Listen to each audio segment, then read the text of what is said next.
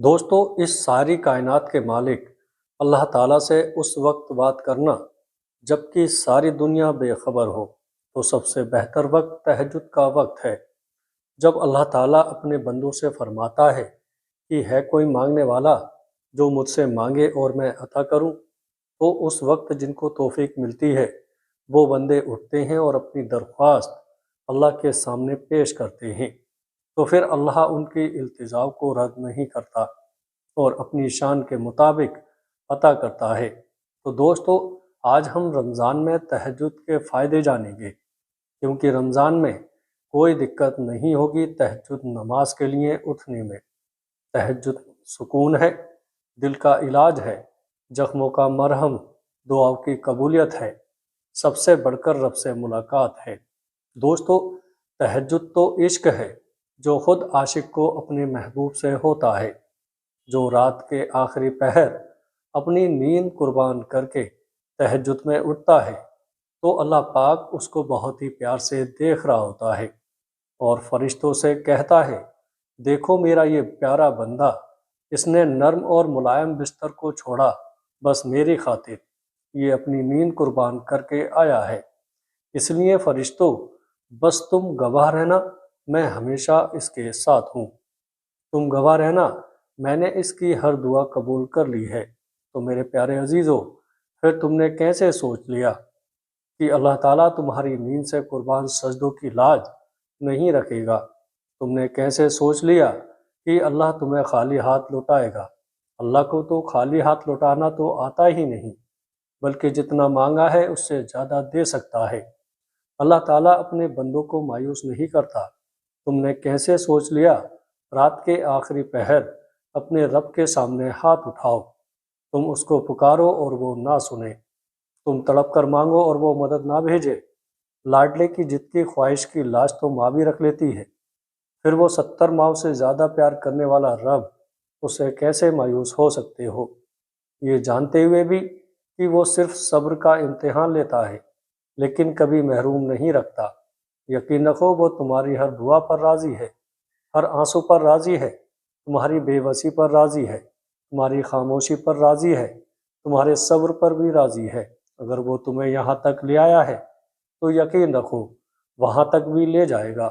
جو کہانی ایک بار اسے تہجد کے وقت سنا دی جاتی ہے وہ اسے مکمل کیے بغیر واپس نہیں مڑتا۔ وہ وقت تہجد تمہاری داستان سنانے کے لیے آنکھوں سے نیند چرا لیتا ہے۔ وہ وقت تہجد بہائے گئے آنسوؤں کا بھرم رکھتا ہے۔ وہ بے چینی کو دل میں اور آنسوؤں کو آنکھوں میں اتار دیتا ہے تاکہ تم اپنی تڑپ میں اسے رب کی محبت محسوس کر سکو۔ وہ سب سنتا ہے، ہر چیز سے واقف ہے، بس تم سے گفتگو کرنے کے لیے چھوٹے چھوٹے ذریعے بناتا ہے۔ وہ کروڑوں میں سے تہجد کے لیے چنتا ہے، اور یہ اس کی محبت ہی تو ہے جو تمہارے سجدے اور تڑپ کو تہجد تک لے آتا ہے۔ دوستو وہ سزا نہیں دے رہا، یہ تکلیف اور بے سکونی تو تم کو اسی تک لے جانے کا بہانہ ہے۔ جس نے نصیب لکھا ہے وہ نصیب بدل بھی سکتا ہے۔ تو پھر مطمئن ہو جاؤ اور اللہ پر یقین رکھو، کیونکہ وہ انہی دعاؤں کو تہجد تک لاتا ہے جن کو اسے پورا کرنا ہوتا ہے۔ تہجد کا بس ایک سجدہ تمہارا سارا نصیب موڑ سکتا ہے۔ تہجد میں بہایا گیا بس ایک آنسو اللہ کو تم سے راضی کر سکتا ہے۔ جو دعاؤں سے نہ ہو سکا تہجد سے اس کا ہونا بھی ہو سکتا ہے۔ جو بند ہو گیا ہمیشہ کے لیے تہجد سے وہ دروازہ کھل سکتا ہے۔ ڈرو نہیں، تہجد کے ان اندھیروں میں تمہارے لیے معجزہ چھپا ہو سکتا ہے۔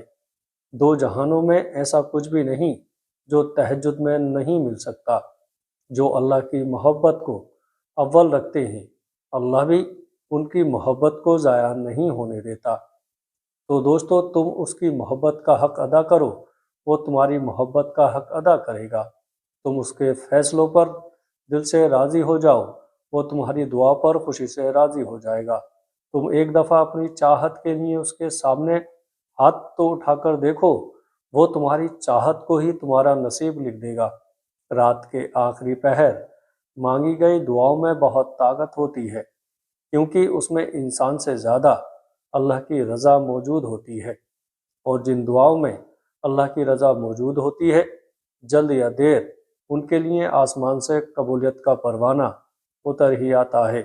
دوستو، اللہ کی بے شمار رحمتوں میں سے ایک رحمت تہجد ہے کہ اس نے ہمارے دکھ سننے کے لیے پوری دنیا سلا دی ہے۔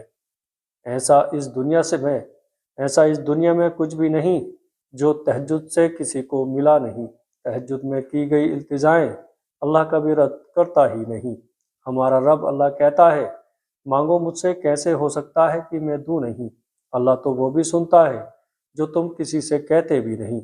قرآن میں اللہ کے معجزوں کی دلیلیں تمہارے لیے کافی نہیں ہیں؟ کیا تمہیں موسیٰ علیہ السلام اور یوسف علیہ السلام کا قصہ یاد نہیں، جو قصے یاد دلاتے ہیں کہ ایسا کیا ہے جو اللہ کی ایک کن سے نہیں ہو سکتا، یا جو اللہ کی طرس اور اس کی پہنچ سے باہر ہو؟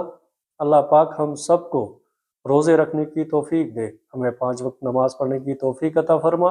السلام علیکم ورحمۃ اللہ وبرکاتہ۔